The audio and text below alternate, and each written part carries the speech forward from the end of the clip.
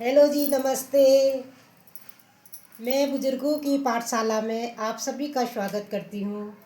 एक माँ आप सभी को ढेर सारी दुआएं देती है और हर घर हर परिवार सबके लिए मैं स्पेशल दुआ कर रही हूँ कि आप सभी लोग सुखी व संपन्न हो। भगवान आपकी हर मनोकामनाएं पूर्ण करे। और मैं पूरे तन और मन से सारे जहाँ के लिए प्रार्थना रोज़ करती हूँ सुबह शाम। भगवान पूरे सारे जहाँ संसार को सुखी संपन्न बनाए, सुखी स्वस्थ रखे, संपन्न रखे। ये हरेले का त्यौहार आने वाला है, उसमें आप सभी लोगों के घरों में सुख शांति और हरा भरा आप लोगों का घर रहे। खूब ढेर सारी दुआएं। जैसे ये दूबा हरेले के उपलक्ष्य में खूब फलता फूलता है, वैसे आपके घरों में भी खूब हरियाली हो, खूब अच्छा आपका घर धन वैभव संपन्न रहे। ये मेरे मन की अपनी इच्छाएं हैं और आशाएं हैं, सबके लिए दुआएं हैं। आप लोग बार बार इतने अच्छे चीज़ें भेज रहे हैं मेरे लिए, मुझे बहुत खुशी हो रही है, आपका सपोर्ट मिल रहा है। बहुत बहुत धन्यवाद, बहुत बहुत शुक्रिया आप लोगों का। तन और मन से आपके लिए मैं प्रार्थना करती हूँ रोज़। अब आज मैं आप लोगों को बताने जा रही हूँ संस्कार। हमें अपने बच्चों को कैसे संस्कार देने चाहिए। थोड़ा संस्कार के बारे में मुझे जानकारी है, वैसे तो आता कुछ नहीं है, जो भी है मतलब जो त्रुटि हो सॉरी, उसके लिए माफ़ कीजिए। मैं अपने मन के विचार आप लोगों को व्यक्त करती हूँ, कहना चाह रही हूँ। हमें अपने बच्चों को कैसे संस्कार देने चाहिए। हमें अपने बच्चों को अच्छे संस्कार देने चाहिए। बच्चा जो है, हम माता पिता मम्मी पापा जो हैं जैसे संस्कार अपने को अच्छे चाहते हैं, वैसे बच्चे के प्रति भी सोचते हैं। माँ और मम्मी पापा को घर में सुख शांति और बहुत अच्छा माहौल बनाना चाहिए पूरे परिवार को। बच्चा जैसे देखता है वैसा ही उसके संस्कार सीखता है वो। इसलिए अपने घर में सुखी संपन्न अच्छा माहौल बनाइए। बच्चे की जो आँखें होती हैं उसकी सबसे प्रथम टीचर वही होती है, प्रथम पाठशाला वो होती है। जो उसकी आँखें देखती है वही वो सीखता है, वही करता है। हमें अपने बच्चे को सिखाने से नहीं आएगा। बच्चे की जो आँखें होती, जो हमारे घर में माहौल जो चीज़ देखेगा वही सीखता है। इसलिए अपने घर के माहौल को बहुत शांति और अच्छा बनाइए। सभी लोगों से मैं रिक्वेस्ट करती हूँ अपने बच्चों के लिए प्रति, जब बच्चा गुस्सा करता है तो वहाँ पे आप लोगों को उसकी मनमानी कभी नहीं करनी चाहिए। थोड़ी देर के लिए बच्चा ज़रूर रोएगा, लेकिन बाद में चुप हो जाएगा। उसको प्यार से समझाइए, चुप हो जाएगा। अगर हम अपने बच्चे को अच्छे संस्कार नहीं देंगे तो ज़िंदगी भर रोएंगे। इससे अच्छा है अपने बच्चे को प्यार से समझाइए, मानेगा और अच्छे से सीखेगा। बच्चे को अपने से बड़ों के प्रति आदर करना सिखाइए। दादा दादी को हाथ पकड़ के कभी मंदिर घुमाएं, कभी पार्क में घुमाएं, बच्चों को भेजें और बच्चे से कहें कि अपने दादाजी के संग खेलने जाया करो। हर संस्कार ये घर ही से सीखता है बच्चा। बहुत से लोग ऐसे कहते हैं, कहाँ जाते हो दादा दादी के साथ, किताब पढ़ो, ये करो वो करो। नहीं, दादा दादी जो होते हैं बहुत अच्छे संस्कार देते हैं, अपने बच्चों को सिखाते हैं तो बच्चे एकदम सीखते हैं उनसे। उनकी प्रथम पाठशाला घर ही होती है। एक माँ पढ़ी लिखी न होकर भी अपने बच्चे को बहुत अच्छे संस्कार देती है, स्कूल भेजती है। भले ही अपना अच्छा कपड़ा नहीं पहनती हो, अपना अच्छी बन ठन के न रहे, लेकिन अपने बच्चे के प्रति कोई कमी नहीं करती है। कहती है बेटा स्कूल पढ़ो और अच्छे संस्कार सीखो। ये उस माँ का कर्तव्य है कि अपने बच्चे को अच्छे संस्कार देती है। बच्चे अच्छे संस्कार अपने घर से ही सीखते हैं, यानी कि किसी स्कूल या किसी पुस्तक पाठशाला से कहीं से नहीं सीखता है। अपने घर में हमेशा माहौल बहुत अच्छा रखिए, सुकून का रखिए। जहाँ पे बच्चों की मनमानी चलती है तो वहाँ घर में फिर बच्चे कट्टर टाइप के हो जाते हैं, जिद्दी हो जाते हैं बहुत। इसलिए बच्चों को बड़े प्यार से मनाया जाना चाहिए। 5 साल 6 साल तक के बच्चे को हम थोड़ा सुन सकते हैं, थोड़ा कर सकते हैं। जब 10-15 साल के बच्चे हो जाते हैं, बच्चे बड़े हो जाते हैं, समझ आने लगती है, अच्छे बुरे का ज्ञान हो जाता है। उनकी मनमानी न करने दें, उनके साथ दोस्त बन के रहें, उनसे बातें शेयर करें और खूब अच्छी से उनको अपने साथ बैठा लें, बात करें। कभी कभी उनको अपने साथ घुमाने भी ले जाया करें। ये मैं कहना चाहती हूँ। हमारे घर में अक्सर बच्चों का जो दोस्त होते हैं उनको भी लाया करो साथ में, उससे बच्चे खुश होते हैं, उनका मनोबल बढ़ता है।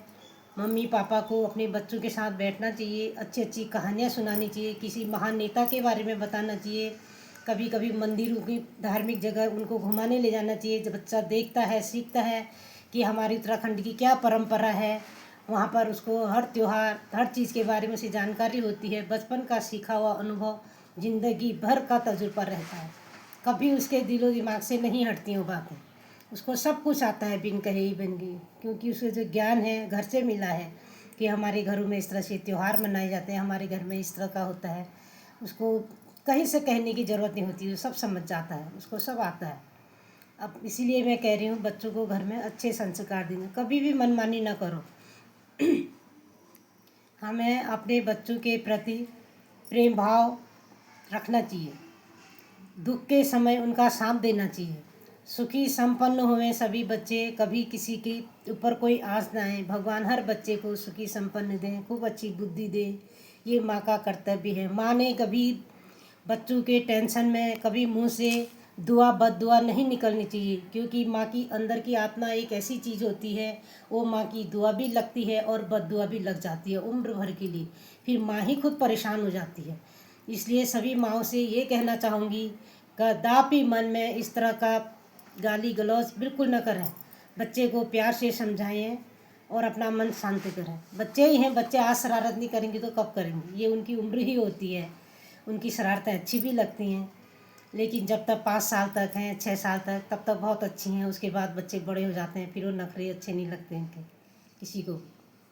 इसलिए बच्चों को अपने संस्कार घर से ही सिखाएं, अच्छे अच्छे संस्कार दें अपने बच्चों को। बच्चे को बाहर जाने की ज़रूरत ही नहीं पड़ेगी, अगर हम अपने घर में ही बच्चे को सब कुछ अच्छे से सिखाएंगे। उठना बैठना, अपने बड़ों का आदर करें, तो वो बाहर क्यों भटकेंगे इस तरह से यारी दोस्ती में। कभी जब उनके यारी दोस्त आते हैं, वो कहते हैं मम्मी पापा हम अपने दोस्त को लाना चाह रहे हैं, आप मना मत कीजिए, आप बुलाइए उनको, 1 घंटा 1.5 घंटा जो भी आप बैठा लिए, स्वागत कीजिए। बच्चे का भी मन प्रसन्न रहेगा, उसका भी मन लगे रहता है और उससे अशांति भी नहीं थी, सुकून होता है। उसके दोस्तों को भी लगता है कि इसकी मम्मी अच्छी है, हमें आना जाना चाहिए।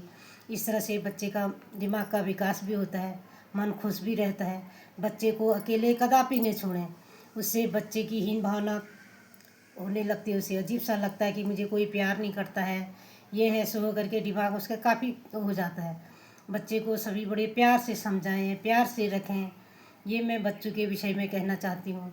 माएँ जो हैं अपने बच्चों का ध्यान दें, अगर वो जॉब भी करती हैं तो थोड़ी 10-15 मिनट बच्चे के पास आके बैठें और उनकी बातें शेयर करें उनसे, अपने कुछ अपनी कहें, कुछ उन बच्चे की सुने। इस तरह से मैं कहना चाहती हूँ।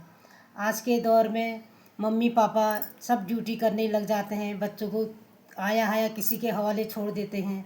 अब आजकल तो बहुत सुविधाएं हैं कि घर में कैमरा फिट कर रखे, वो कर रखे, यहाँ पर देख रेख हो जा रही है। फिर भी जब जिनके जो दादा दादी होते हैं, जिनके घरों में खुद किस्मत है वो घर, जहाँ पर दादा दादी के भरोसे उनके बच्चे पल जाते हैं। दादा दादी कितने भी स्वस्थ क्यों नहीं होंगे, अपने पोते के लिए अपने प्राण खड़े हो जाते हैं और उसकी देख रेख बड़े प्यार से करते हैं। अगर उनका हाथ अपने पोते के ऊपर, बच्ची के ऊपर ऐसे रखे भी रहते हैं तो बच्चे एक अनोखे तरीके से अपना आप पल जाते हैं।